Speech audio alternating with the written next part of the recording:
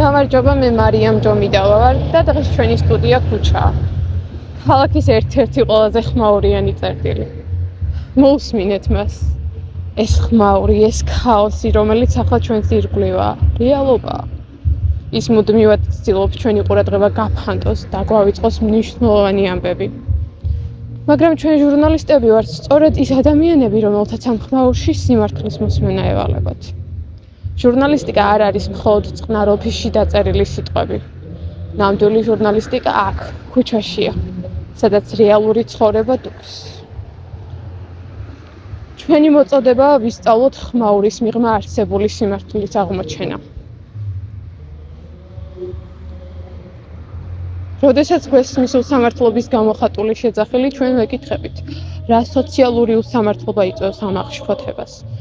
ამიტომ ნუ მერიდებით ხმაურს, ნუ გექნებათ კომფორტის ილუზია. ჟურნალისტის მოტივაცია სწორედ ამ ძიებაშია. ის ერთი გადამწყვეტი სიმართლე, რომელიც მთელ ამ ქაოსში იმალება.